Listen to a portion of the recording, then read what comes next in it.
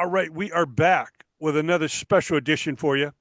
Our special guest is a world renowned singer, songwriter, frontman, now from the mighty Mad Invasion. Please welcome Pete Sandberg. Pete, Hi. thank you Hi, so nice to meet you. much. From Nice, sunny nice to talk to you. California to the south of Sweden. What a beautiful thing it is. Yep. Well, I understand that you have been singing for a number of years. You've sang in a number of groups, hmm and I see a list here of your favorite bands and influences.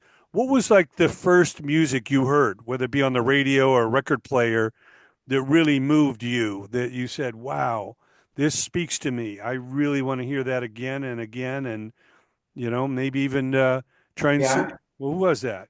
Yeah, honestly. I was 9 years old and I was living in Norway. I'm born in Norway. So I Okay. was listening to Radio Luxembourg and they played Rod Stewart, Sweet Little Rock and Roller, Oh yes, from the Smiler album. the Smiler. I love that album. Yeah, and I was totally blown away. I couldn't sleep all night. I was 9 years old. And I heard this song with Rod Stewart. I think it's a cover. And I was totally blown away. And I decided then and there, this is what I want to do.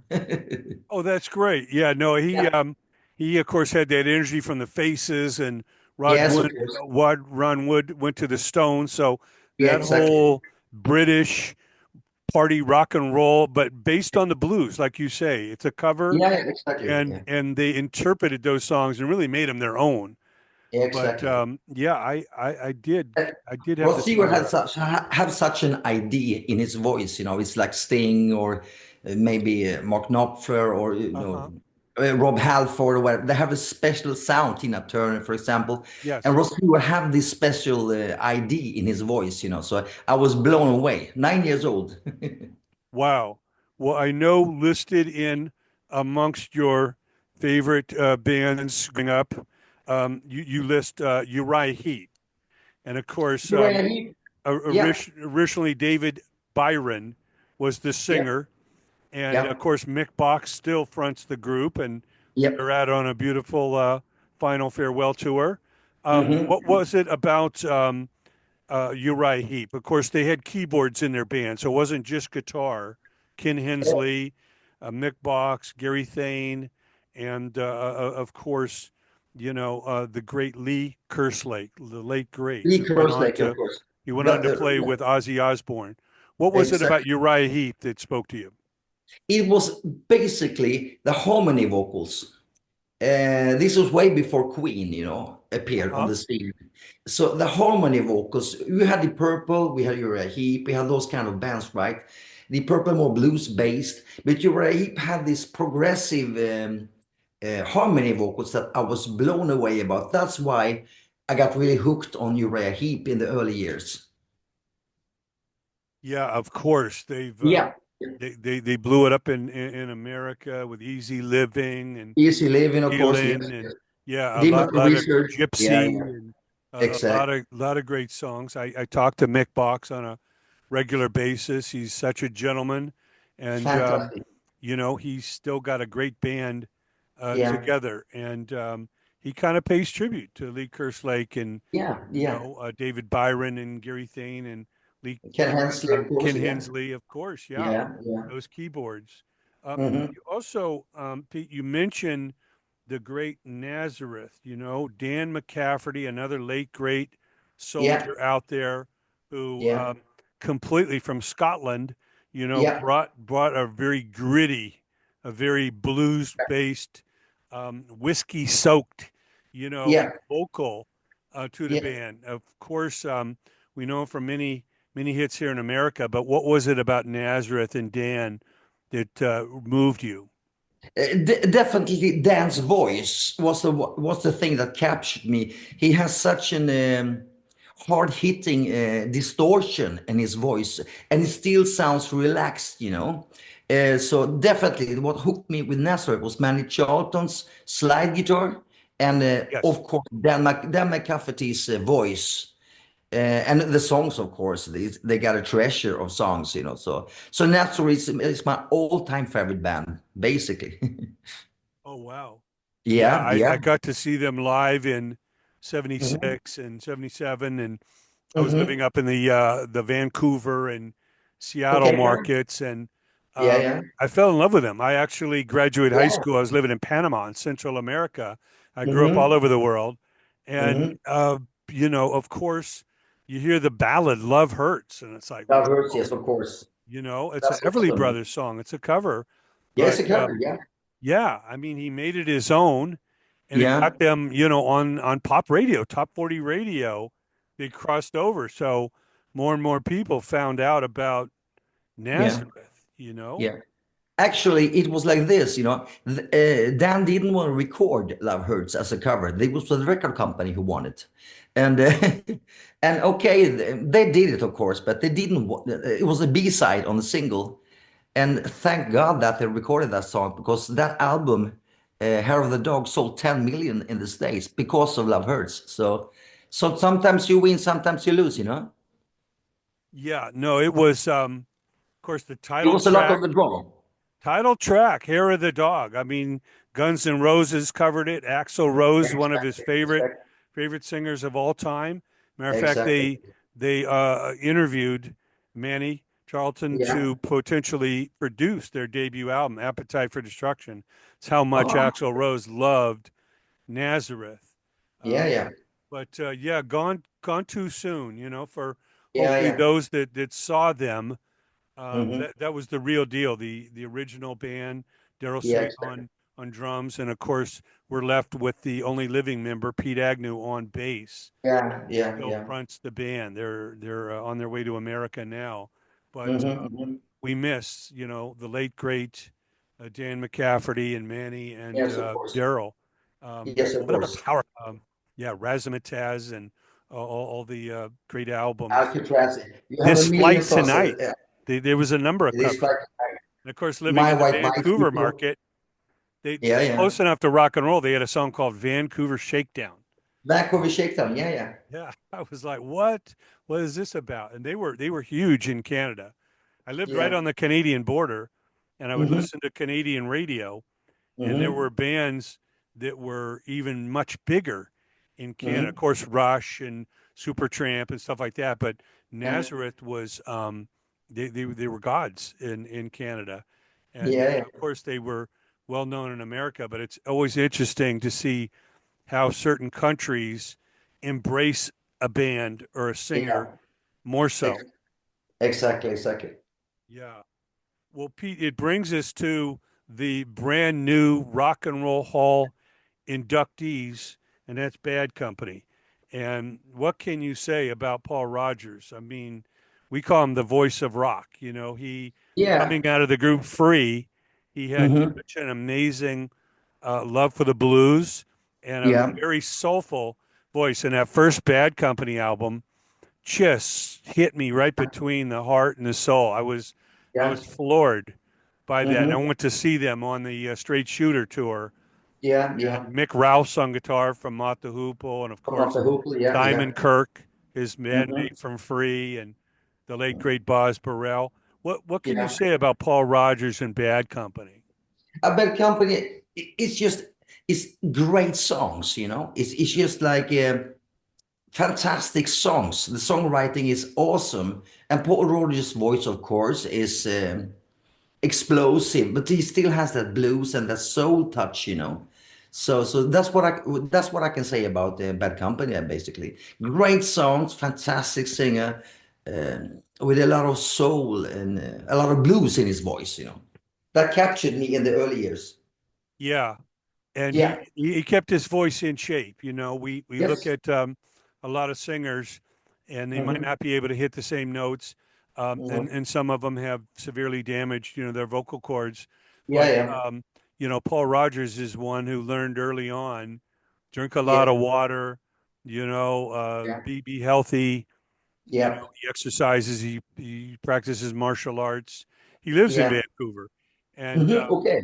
yeah, he's an amazing specimen who I, Hmm. I, I say, and I know he's suffered some recent strokes and health problems, but Hmm. his voice in recent years is as strong as it Yeah. Yeah. was in the '70s. Absolutely. I agree. It's amazing to celebrate your some of your favorite singers. And you Hmm. speak of Deep Purple, and we're Yeah, here in Southern California, where in '73, a young David Coverdale and Glenn Hughes joined yeah. the mighty Deep Purple for the Burn Hmm. album, and their first show in America is in front of 300,000 people at the Yeah, California awesome. Jam. And Awesome, awesome, yeah. I mean, wow. Richie Blackmore, Ian Pace, of course, John Lord, Roger Hmm. Glover, but the Yeah. dual vocals of David Coverdale and Glenn Hughes He was just awesome. stopped us in our tracks. You know, Yeah, what what exactly. what can you say about the mighty cover, of course, Deep Purple? It was something new, you know. You had these two fantastic lead singers, Coverdale in the low range and Hughes in the high pitch range, you know. It's never been done before. So I was totally blown away when I heard the Burn album and what the fuck is this? What's going on, you know? Because you had two great lead singers. So you know what I mean, right? Yeah, Yeah. it was staggering, you know, and It was staggering. sometimes It's never been done before, you know? no. And just you know, back then we didn't have MTV, we didn't have the internet. No, You know, the no. magazines were few and far between. You know, Yeah, yeah, yeah. and you know sometimes you listen to Burn or Stormbringer or a lot of the mistreated and stuff, Yeah, and sometimes you don't know who's singing what. You know, you just know it sounds great, but then you exactly. find out later where those Glenn Hughes parts are and where Yeah, yeah. Coverdale really shined. And of course, he forms Whitesnake, and Those albums are magic, you know. It's magic. It's yeah, they magical. really are. And of Yeah. course, in England and Europe, you knew Whitesnake well before the Hmm. 1987 self-titled album with John Sykes. Um, Yeah. and to, here in America, it was they were kind of underground.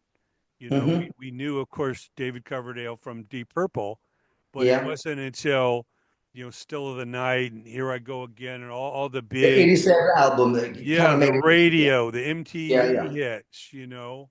The Here I Go Again songs and stuff like that. Is His Love and stuff. Yeah. Yeah, and of course we missed John Sykes, rest in peace, a Yes. brilliant writer and guitarist who also Yeah. contributed to Thin Lizzy. Yeah.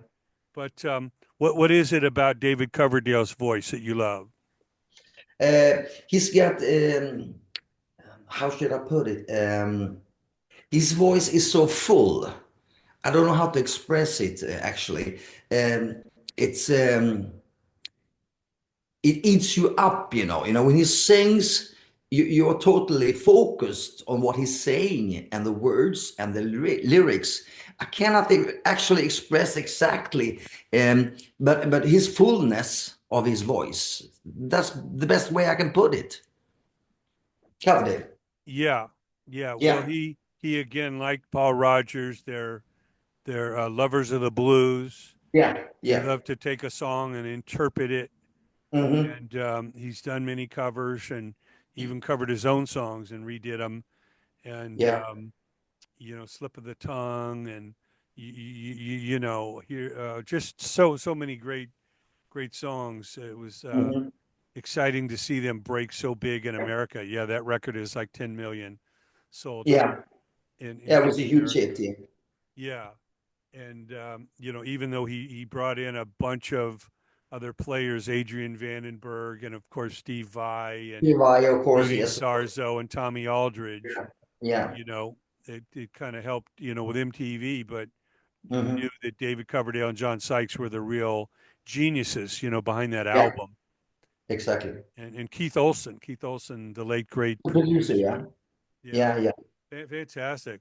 Well, it sounds like you have a very rich musical background that you can draw from. You know, there's Hmm. a deep well that you Yeah, can appreciate musically and take a little of this and a little of that and turn it into your own. yeah, exactly, exactly. Now, obviously, you have sung for a number of groups and artists in Sweden and Europe: Van Hmm. Rosen, Madison, Snake Charmer, Hmm. Alien, Midnight Sun, Yeah, Warp. Sand and Gold, Opus Atlantica, Silver Seraph. Yeah. Um, to talk about those early days coming up and what you learned from being in bands and what to do Mm. and what not to do. Uh, I started out really actually pretty young. I was like 18 and I got signed to a Swedish record label and I did my first album with the band called Von Rosen with Magnus Rosén from Hammerfall. So we started out and did a couple of albums and it was a duo. So we had studio musicians. So it was kind of a scary experience because you were in the hands of these professional old timers who were fantastic musicians. But it didn't quite click, because they were so professional. They used notes and stuff like that. And so it was okay to do this, to get in the music industry and record my first two albums. But I decided then and there that this is not the way to go, to write songs and get studio musicians to work with you and stuff. So then I went from Madison to from Rosen to Madison, of course. We wrote all the songs ourselves. So it was Uh-huh. a kind of a weird experience to get in the music industry. You feel like a kind of a product, I was 18 years old, What the hell did I know? Uh, but then it went on from there with Madison and Alien and Midnight Sun and, did my solo albums and stuff. So it kind of took a while for me to get into it. Well, obviously, you are contributing very heavily now to Mad Invasion, and Hmm. of course, Hal and the guys have an amazing record, Cracking Yeah. the Sky. It is so strong and deep with songs. You have Born Dalberg Hmm. and, of course, Mats Jepsen and Yeah. Mickey D playing drums. Your old friend. Yeah. Talk about the songs here. Crack in the Sky, Heat of the Night, Crucifixion, Flesh and Blood, Voodoo Queen. What songs are you most proud of? Uh, One song that kind of hits my heart pretty heavy is Master of Sorrow. Okay. Not just the lyrics and the way the song is built, of course, and the production that Hal have made and produced it, but the whole vibe of the song, Master of Sorrow, is one of my favorites. I like the album, of course. I think it's an awesome album, and we did a great job. But Master of Sorrow kind of makes me feel really good, actually. Oh wow. And when you sing, do you like to get it in one full take, or are you comfortable in punching in and making sure all the parts are right? Uh, it depends on what kind of song you're doing. Sometimes, we punch in and out, of course. But I try to sing live as much as possible on the album, of Yeah. course, because then you get a fullness and you get the whole picture, so to speak, instead of punching in one line, punching out one line, go back to the studio the next day, continue with the harmony vocals or whatever. So I try to make it as much as possible live, actually, when I lay down the lead tracks. Yeah. Because ultimately you're going to sing it live, and Yeah, you would rather have a performance rather than a patchwork, of exactly, bits exactly. and pieces. Of course, that's an advantage we have with digital recording Yeah. now. Back in the old days of analog, you had to Mhm. go all the way through or slice the tape and, you know, Yeah. patch it together. So it is certainly an advantage. And what have you learned over the years as far as the recording process that makes you stronger now than you were a few years back? Eh, in the early years, I wanted the whole package before I laid down the lead vocals. I wanted the drums, the keyboards, the harmony vocals, the full sound of the whole production. And then I went into the studio and laid down the vocal tracks. But in recent years, especially when I started working with Hal and Björn with Mad Invasion, we did a pre-production, and Hal just programmed some drum tracks, a click track basically for the tempo, and Björn laid down some guitars. And then I laid down the vocals just to get the melody right and start working with the lyrics and stuff. Yeah. but I kind of enjoyed that nakedness with just a click track and a guitar. So when the album was recorded, I said I don't want to have anything but the click track and the guitars. And then I put down the vocal tracks totally dry, no effects, nothing. So that's kind of new for me. And this happened actually during the pre-production of the first Man Invasion album. So that's kind of changed for me. Mm. Well, And good. this is very unusual, basically, I think, as a singer point of view. Yeah. Well, it's important to find, what works Yeah, and the chemistry, amongst yeah, all you players and writers. And we can only imagine with an album this strong, um, given chances to perform live and the ideas that you guys are going to come up with, yeah, for the next record. It's an amazing thought. yeah, yeah. Now tell us about your friend, Mickey D. Of course, we know from Sweden. He Hmm. goes to Denmark and joins, King Diamond, and then Hmm. gets the opportunity to join the mighty Motorhead with the late Hmm. great Lemmy, and Hmm. um, and then all of a sudden there's an opening. The Scorpions are having a problem with their Hmm. drummer and sobriety, and they offer him the gig well after Motorhead had disbanded. Yeah. When did you first meet Mickey, and what can you say about his passion in drumming? Um, I know Mika since we were kids. I lived in Gothenburg. It's a little bit north of here.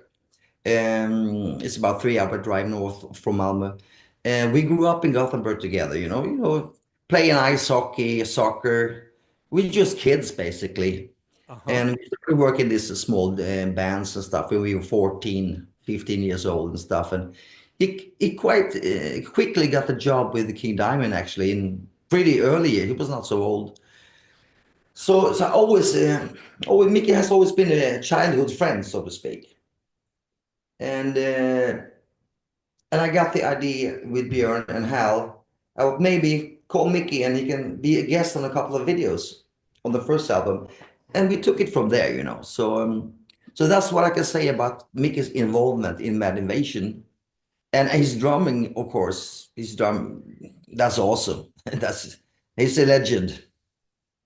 Yeah, they always say that you got to have a strong engine room. The Yeah, rhythm exactly. section. A A good, solid foundation, yeah. yeah, a good dynamic drummer can take Yeah. a good song and help make it great. Mhm. Really attack your senses. Yeah, Like, exactly. Exactly. wow, get your attention right away. And Yeah. of course, Scorpions now celebrating 60 years in the Unbelievable. business. Um, Unbelievable. yeah, I mean, Fantastic. Michael Schenker is touring America now and the world, and you look back at those early days with Uli, John Roth, and Yeah, yeah. it goes back to the late 60s. It's Yeah. incredible to think of a hard rock band Incredible when you think from that about it. era that is still doing Yeah. it. So I know they Yeah. appreciate Mickey and the band Fantastic. as you do, and of Yeah. course we want to celebrate and encourage everyone to get the album "Crack in the Sky." Mad Invasion is the band, and the one and only our special guest. He is Pete Sandberg. You know him, Hmm. you love him from all the great songs. Support this band. Hats off to your bandmate Hal for making this happen, and we can't Yeah. wish you more great success with this Thank you. record Thank you. and a great summer coming up. And, Yep. we look forward to coming over and visiting you guys in Scandinavia sometime. That would be great to see you guys. Yes, it will be. And we hope that someday you can, bring your music to America and come Mhm. to California. There's a lot of great That music would be awesome. lovers. Yeah, Make we're it here. happen, Jay. We're here for you. That's what we're doing. We're Thanks. planting the seeds. You got to That's great. plant the seeds and then That's great. fertilize them, and then Yeah. hopefully they come in bloom. Hmm. That's what we wish. Pete, thank you so much for joining us. It's been a real pleasure. Thank you, Jay. We'll stay in touch and hope to speak to you again soon. Yeah, thank you very much. My pleasure, Jay.